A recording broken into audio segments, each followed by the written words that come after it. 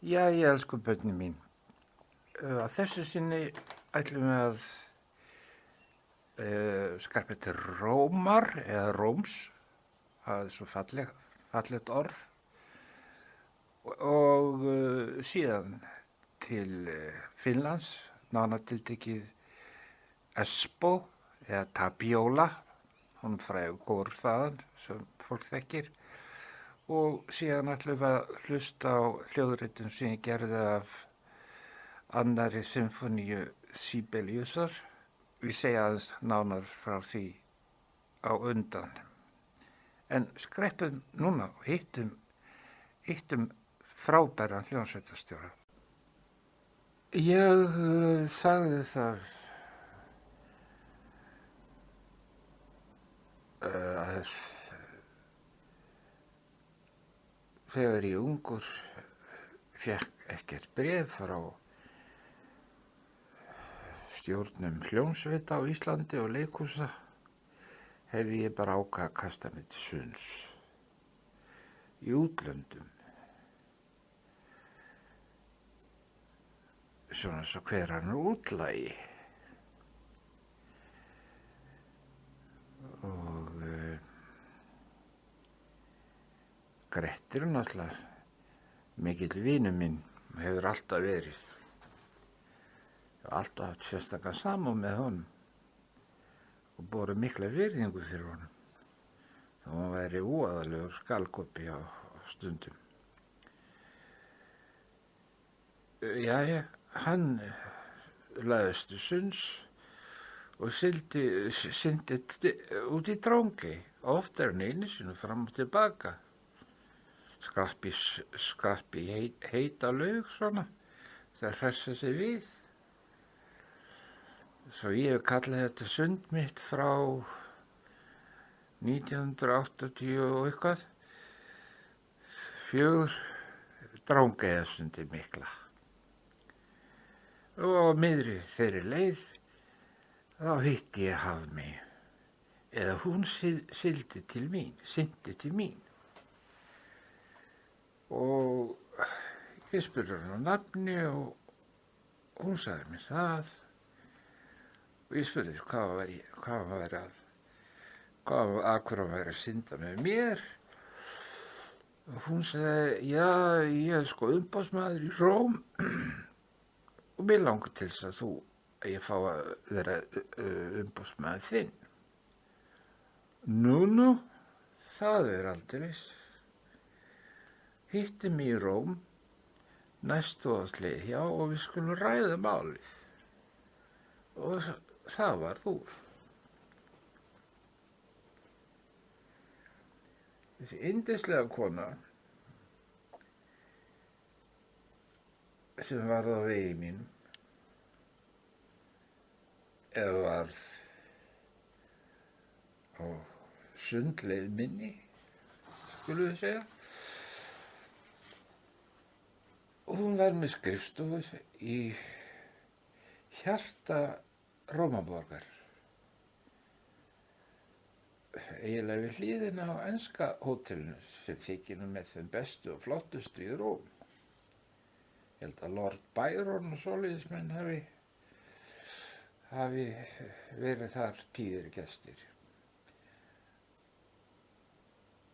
Nema hvað, þar gisti ég og áttaði mig alls ekkert á því að þetta væri rándýrt hótel. Hún lagði það til að ég gisti þar. Ég játa það að enski barinn í enska hótelinu einhver svo yndislegasti bar sem ég kom inn og ég fékk mér gin og tónik þar þegar ég mætti, svona til að róa taugarnar aðeins eftir langt flug og ferðalög eða hvaðan sem ég var nú að koma. Og það er þjónninn kallaði á mig og sagði, sestu hérna hjá okkur, það er enginn hér, við erum bara 2 og fylgstu með hvernig ég bý til gin og tónik. Og það voru mikla kúnstir.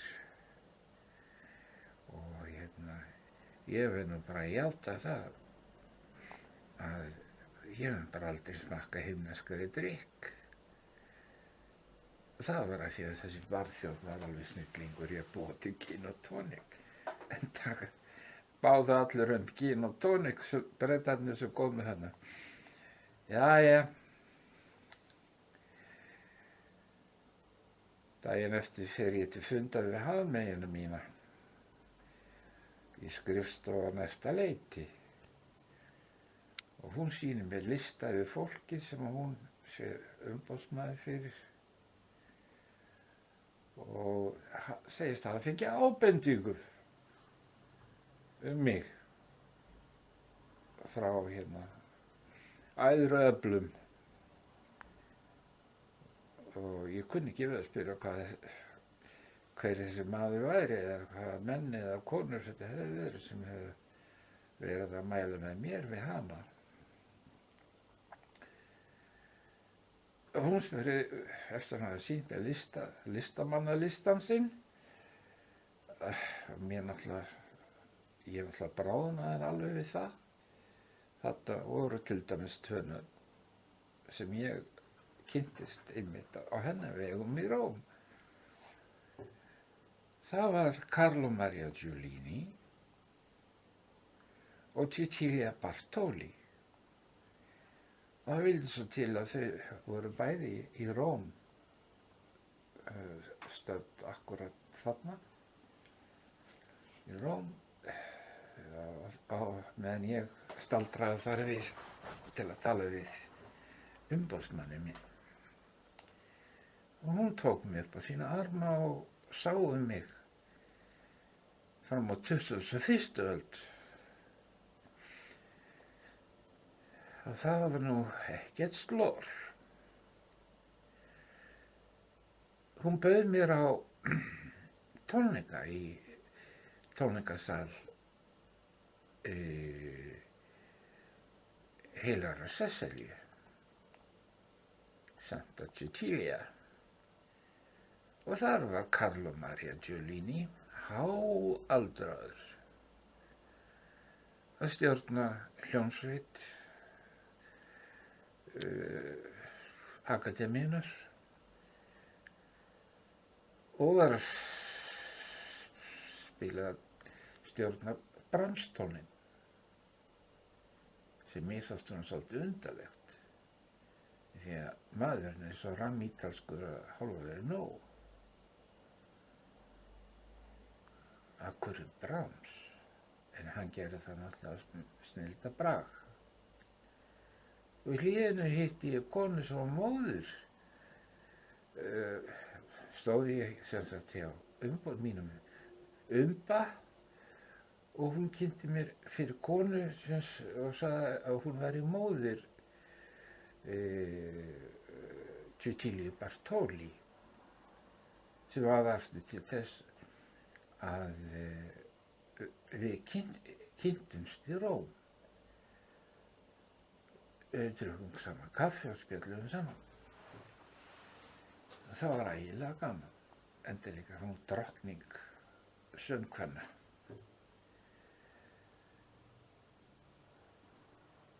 Og auðvitað spurði ég, viltu ég koma til Íslands? Jú, sjálfsagt, það væri gaman. En það verður að bjóða mér. Ég sagði sama við Carlo Maria Giulini þegar við hittumst daginn eftir í morgunverði á breska hótelinu í lobbyinu þar. Reyndar tók ég það samtal upp á segulband. Ég hef nú ekkert gert meira við það, en ég man hvert einasta orð sem hann sagði mér. En við hafði ekki hvorki staðunni stund til þess að rifja það allt saman upp. En þó skal ég taka dæmi.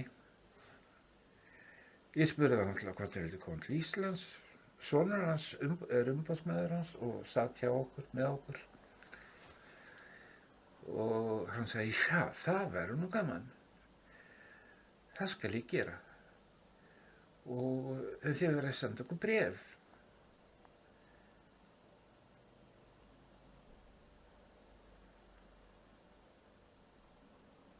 Og best að bæta við framhjálpi að ég spurði hann líka af hverju hann var að stjórna Brahms og sagði hann, ég stjórna bara Brahms úr því sem komið er,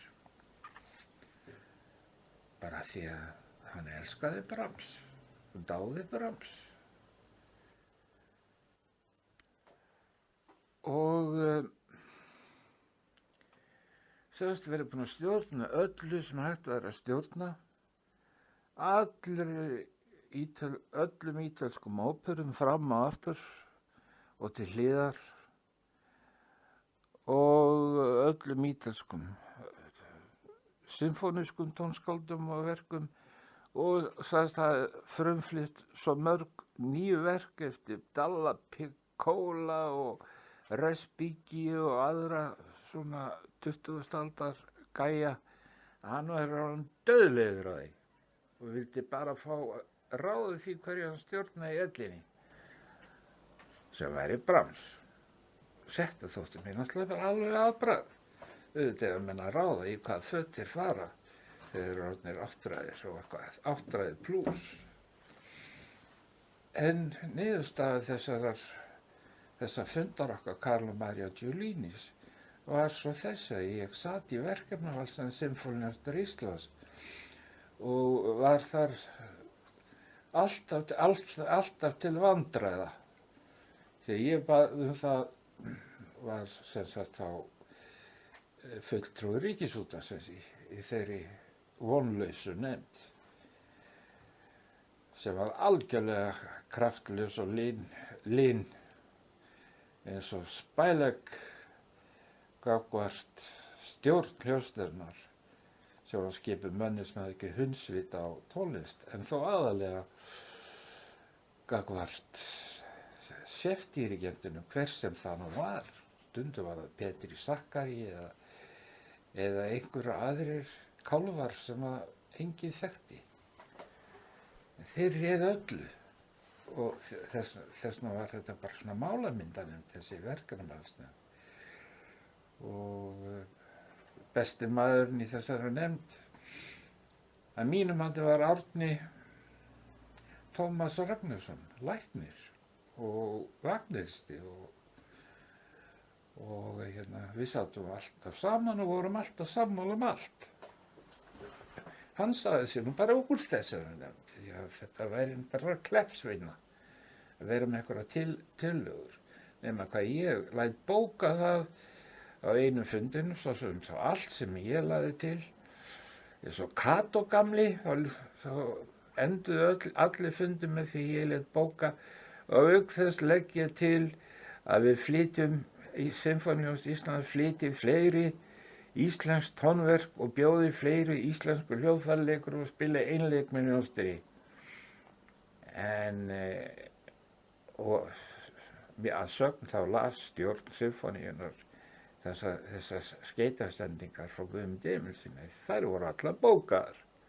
En ekki tekið mark á þeim að hver hefur áhuga íslensku samtímatónlist og íslensku sólistum. Þetta er bara tímaæðislega að bjóða fólki að kaupa miða á það.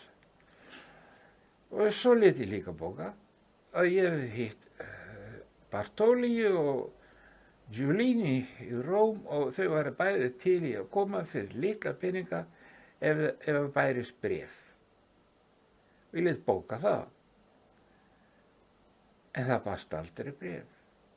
Og fyrir vikið fengum við aldrei að heyra Bartoli og fengum aldrei að heyra og sjá Giulini stjórna Sinfóníuorkester Íslands.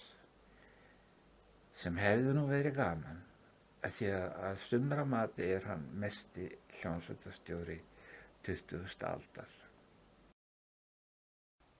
Að þessu öllu sögðu Giulini og verkefnavalsnefnd Sinfóníuhljómsveitar Íslands ætlum að skjótast til Finnlands. Að því tilefni birti ég hér mynd af nýjum tónleikasal í Espoo, þar sem ég stjórnaði tónleikum einu sinni eða tvisvar. Þar á meðal splunkunýju verki eftir Jirka Linjama, sem var mjög erfitt verk og gaman að glíma við, einn af yngri kynslóð finnskar tónskálda, og síðan kom serónaða fyrir tenor og horn og strengjasveit eftir Benjamin Britten og loks verk eftir Atla Heimi Sveinsson sem heitir upprunalega Infinitesimal Fragments of Eternity. Smádropar eilífðarinnar hefur verið þýtt.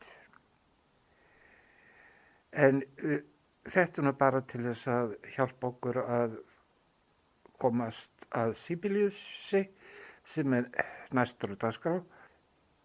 Það er symfóní nr. 2 í D-dur í 4 þáttum. Þeir síðust eru samtengdir, þannig að úr verður mjög 3. og 4. þáttum myndi einn langan þátt. Þetta er samið upp úr aldamótunum eða jafnvel á aldamótu árinu 1900 og vakti strax heimsathygli á Sibeliusi. Þetta er tímamótaverki hans í öllu hans starfi. Nú er vandinn að vita hvar ég stjórna þessu eða hvaðan þessi hljóðritun kemur. Að því að ég stjórnaði þessu verki fyrir Ríkisútvarpið, nota bene, það var Ríkisútvarpið sem bað með að stjórnaði, ekki stjórn symfóníunar, frekar en endurnar. Það var 1979 og ég tók það aftur upp. Ég man ekki núna hvaða ár það var. Það var í Quito, Ecuador. Þeir hefðu aldrei spilað þetta verk áður. Við gerum okkur ekki almennilega grein fyrir því hvað norræn tónlist, á meira segja Grieg og Sibelius, eru óþekktir raunverulega þegar kemur sunnar á nettinum. Okkur finnst hér alveg sjálfsagt að vita allt Grieg og Sibelius til dæmis og Nilsson, en það er bara ekki svo. Og samanskapi þá þekkjum við ekki suður-amerískt tónskáld, en svo spilaði þetta líka inn fyrir rúmenska ríkisútvarpið í Búkarest. Þannig að ég veit nú ekki hvað upptakað þetta er, menn ég geti bara giska á það, segjum við.